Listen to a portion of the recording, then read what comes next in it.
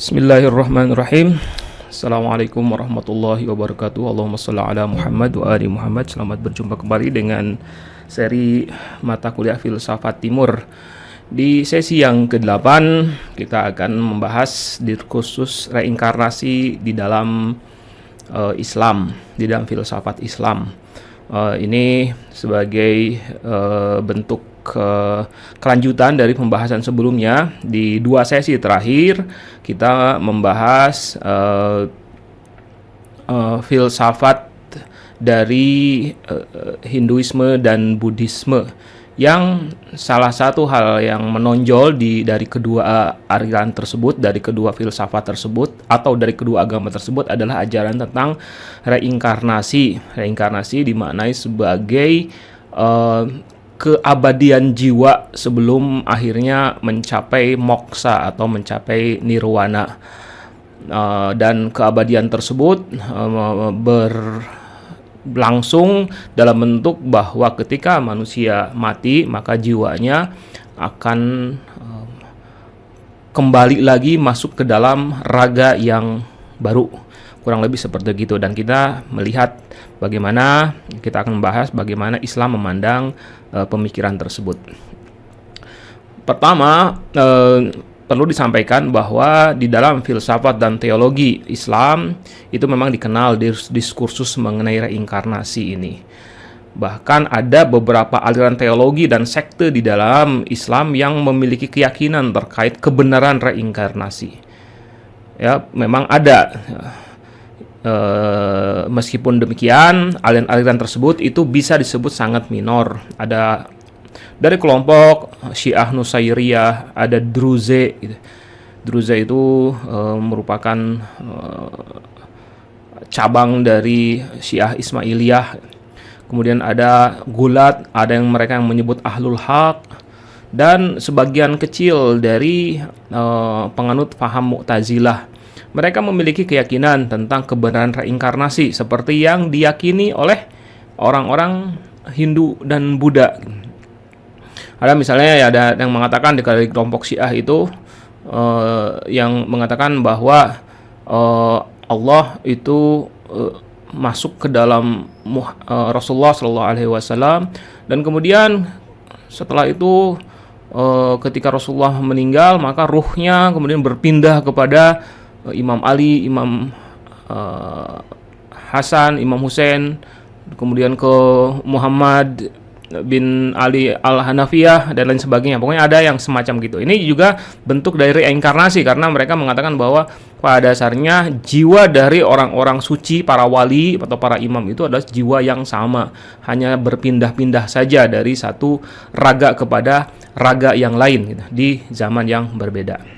Nah, sayangnya yang satu hal yang menjadikan catatan buat kita, ada sebagian kelompok-kelompok di luar Islam yang dengan alasan-alasan tertentu mereka menjadikan perilaku dari sebagian kecil sekte-sekte tersebut dan kemudian digeneralisir sebagai bagian dari perilaku umat Islam secara keseluruhan. Nah, ini kan termasuk di antara mughalatah atau falasi di dalam cara berpikir yang disebut dengan falasi ta'mim, ya, menggeneralisir. Atau di dalam istilah baratnya itu termasuk yang disebut sebagai hasti generalization gitu.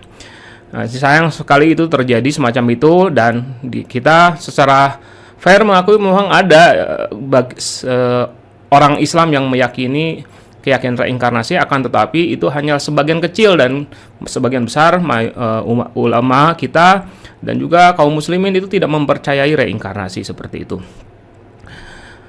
Mayoritas mutlak ulama Islam meyakini bahwa setelah terpisah dari badannya di dunia, ruh manusia itu tidak akan kembali lagi ke badan yang lain, akan tetapi apa?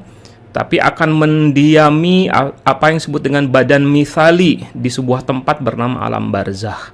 Jadi akan ada badan yang disebut dengan badan mithali, sesuatu yang berbeda dengan badan yang ada di kita, tapi sesuatu yang hanya dibuatkan oleh Allah untuk menjadi tempat berdiamnya ruh kita nanti kalau kita sudah masuk alam barzakh.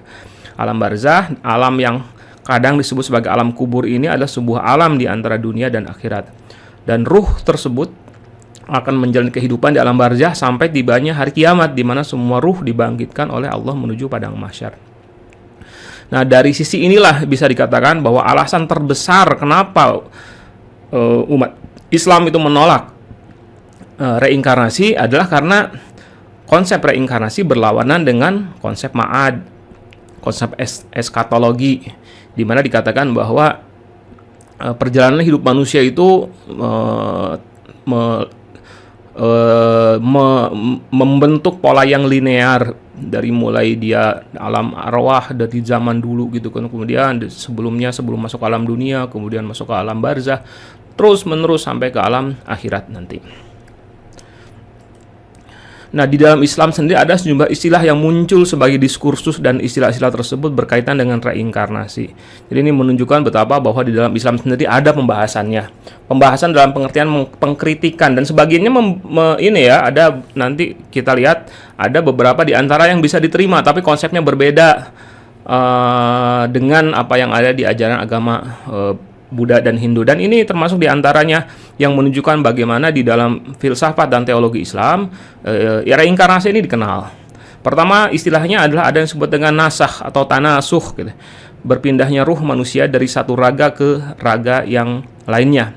Ini yang umum terjadi ya, yang diyakini oleh orang-orang Hindu Buddha, bahwa ruh kita ini berdasarkan konsep reinkarnasi yang tanasuh ini, kita kalau nanti sudah mati akan kembali lagi ruh kita ini ke dunia dan akan mendiami raga yang lain. Kemudian ada yang disebut dengan masakh, berpindahnya ruh manusia dari raga berbentuk manusia ke raga hewan. Nah, ini jadi tidak ketika ruh kita ini akan mungkin gitu, kalau berdasarkan masakh ini akan mendiami raga tapi bukan manusia raganya. Ruhnya ruh manusia tapi raganya adalah raga hewan.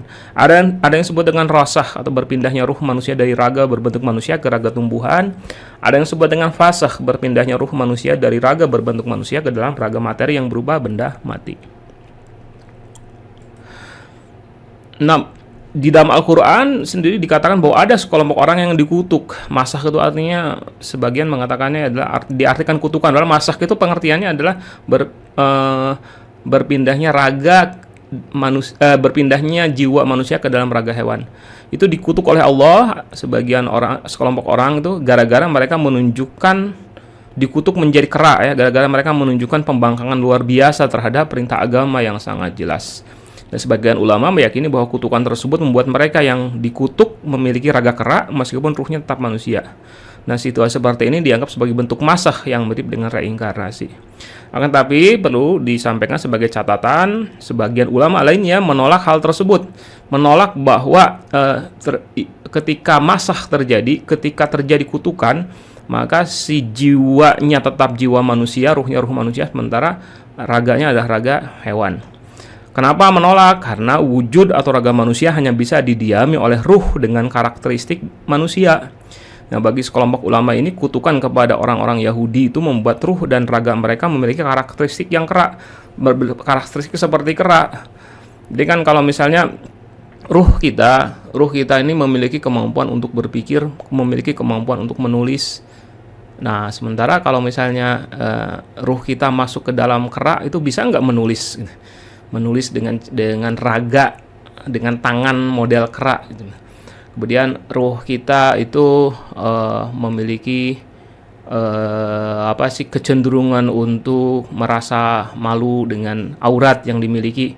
Nah, itu bisa tidak gitu dengan model seperti kera, maka akan muncul perilaku-perilaku yang membuat dia bisa memenuhi keinginan tersebut. Misalnya ruh manusia ini misalnya ingin memiliki kemampuan bernyanyi misalnya dengan pita suara tertentu, sementara kalau kera itu tidak punya kemampuan dengan pita suara tertentu, hanya bisa melengking dan lain sebagainya. Nah, itu artinya adalah salah satu di antara alasan bagi sebagian ulama yang menafsirkan kutukan yang ditujukan kepada kaum Yahudi yang para pembangkang itu, bahwa ketika kutukan itu terjadi, maka bukan hanya raganya yang berubah menjadi kara, akan tetapi karakteristik ruhnya pun berubah sesuai dengan raganya tersebut. Nah, ini adalah salah satu polemik yang kita tidak akan membicarakan mana yang benar di antara keduanya itu. Kemudian terkait dengan perbedaan masakh dengan reinkarnasi, ya. Dalam reinkarnasi, ketika mati ruh manusia akan terpisah dari badannya dan ruh tersebut akan menitis kembali kepada janin atau badan yang lain. Adapun dalam masakh, ruh itu tidak terpisah dari badan. Yang terjadi adalah raga yang didiami oleh ruh tersebut berubah bentuk menjadi hewan tertentu.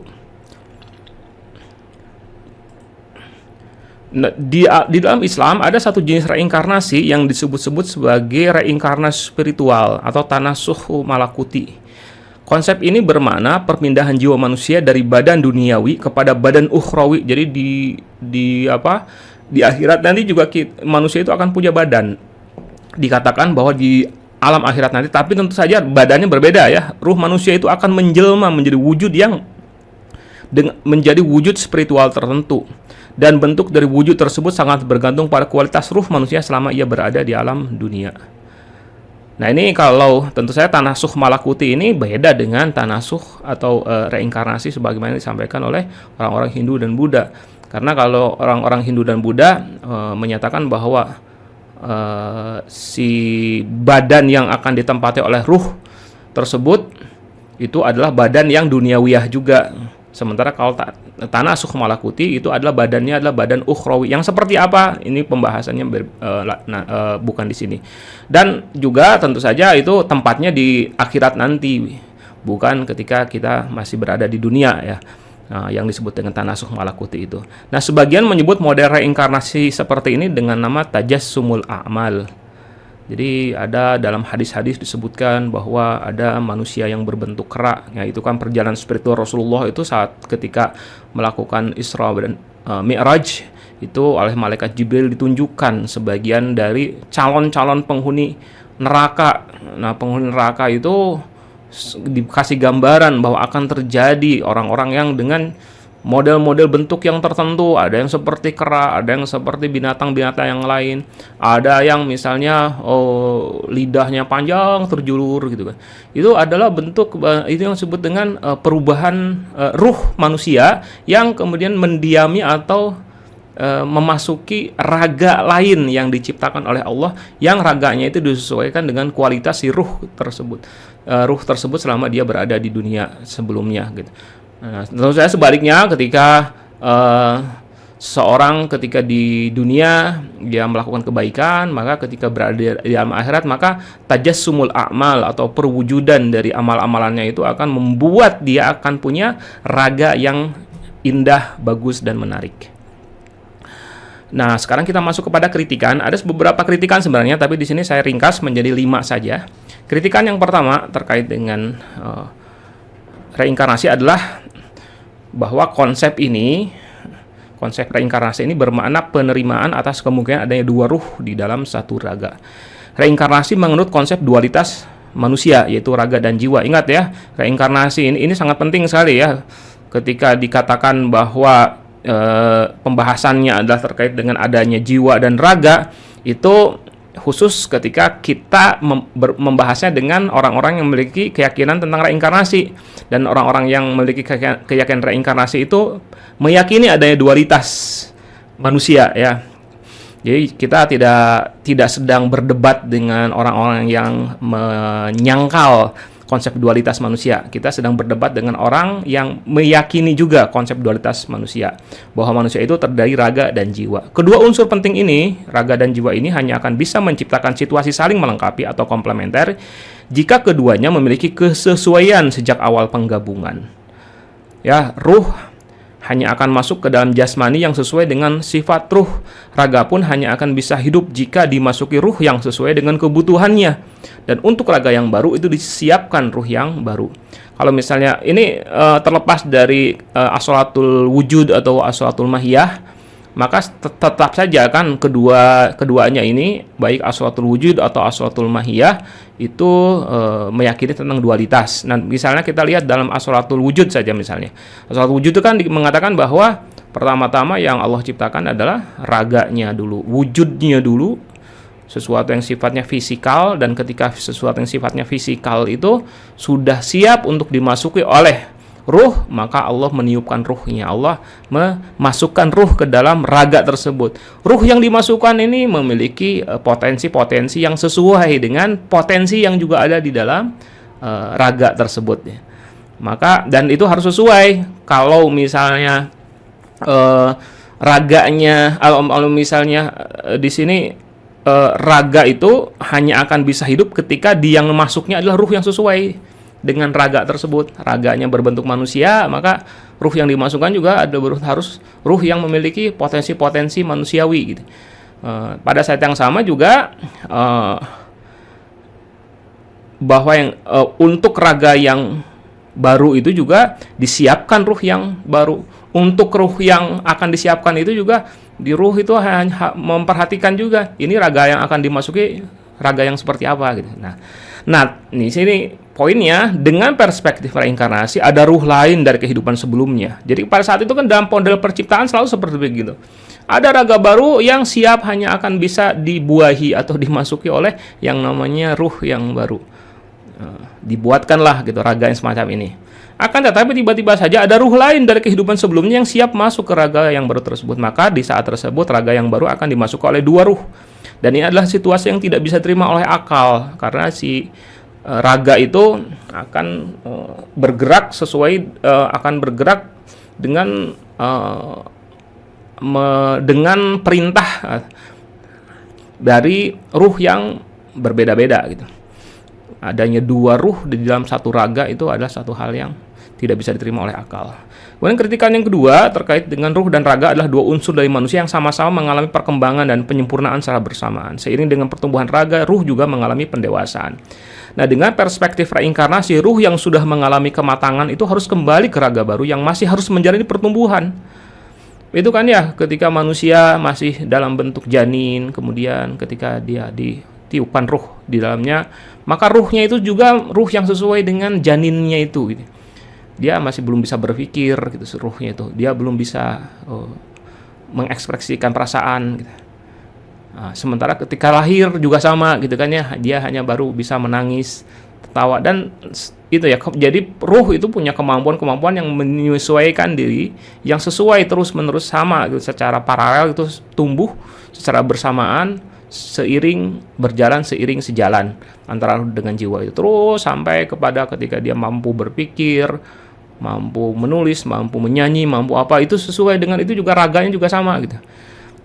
Mengikuti perkembangan, pendewasaan dan kematangan. Nah, dengan perspektif reinkarnasi, ruh yang sudah mengalami kematangan itu harus kembali ke raga baru yang masih harus menjalani pertumbuhan. Ya kan ya. Jadi ruh yang sebenarnya kan sudah selesai nih, sampai mati itu ruh itu sudah matang gitu. Tapi dia harus masuk lagi ke janin yang sebenarnya harus baru akan mengalami pertumbuhan. Maka akan terjadi situasi yang tidak memungkinkan bagi raga untuk tumbuh dan berkembang secara alamiah. Dan model yang semacam itu akan membuat baik raga ataupun ruhnya akan mengalami kerusakan. Nah, kemudian kritikan yang ketiga, jika reinkarnasi memang benar, mestinya populasi manusia itu tetap dan tak berkurang ataupun bertambah. Atau jika asumsinya manusia bisa bereinkarnasi menjadi hewan atau tumbuhan, mestinya juga jumlah seluruh makhluk hidup itu tak berubah. Faktanya jumlah makhluk hidup terus bertambah. Masih terkait dengan masalah ini, muncul juga pertanyaan, ruh-ruh yang pertama kali tercipta itu mereka muncul dalam bentuk seperti apa? Dan jumlahnya berapa dulu itu? Terus kenapa ada yang tercipta sebagai manusia, ada yang tercipta sebagai hewan? Kenapa pula kondisi manusia di awal penciptaan itu berbeda-beda satu sama lain? Itu adalah pertanyaan-pertanyaan yang sulit dijawab, mustahil dijawab oleh para penganut reinkarnasi. Ketika pertanyaannya ditujukan kepada ruh yang pertama atau ciptaan yang pertama kali muncul, mereka atas dasar apa gitu? Kan mereka tidak punya masa lalu, sehingga mereka itu diciptakan sebagai orang ganteng, sehingga mereka itu diciptakan sebagai orang yang kaya, yang beruntung, dan lain sebagainya. Atau ada yang tercipta sebagai hewan menjadi manusia. Atas dasar apa? Tidak ada alasannya, tidak ada penjelasannya terkait dengan hal tersebut. Kemudian kritikan yang keempat adalah blaming the victim. Konsep reinkarnasi menyatakan bahwa nasib buruk yang dialami oleh manusia di masa kini merupakan akibat dari perilaku buruknya di kehidupan sebelumnya. Artinya kita tak perlu bersimpati saat melihat ada orang yang menderita atau terkena musibah, ada orang yang terkena bencana alam, atau orang yang bahkan mungkin misalnya terkena menjadi korban kriminal. Kita akan dengan mudah mengatakan bahwa ini kan gara-gara kesalahan Anda di waktu kehidupan awal dahulu. Ya, kita tuh tidak perlu bersimpati karena apa yang dialami oleh orang tersebut merupakan balasan atas perilakunya di masa lalu.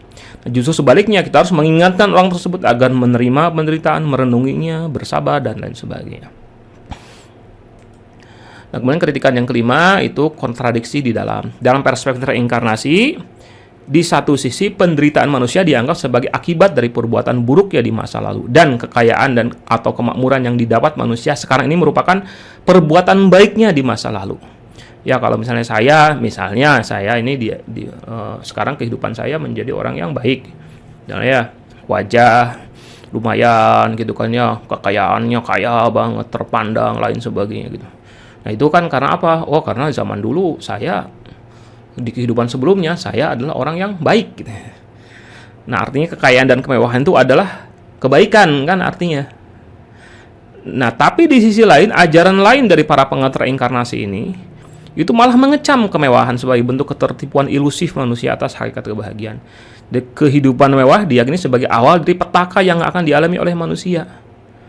Nah, di sini terjadi kontradiksi dalam memandang kehidupan duniawiyah. Di satu sisi, kehidupan duniawiyah hedonistik itu apa?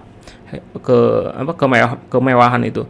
Di satu sisi dianggap sebagai hasil dari kebaikan, tapi di sisi lain ia adalah penyebab keburukan. Itulah yang bisa saya sampaikan. Assalamualaikum warahmatullahi wabarakatuh.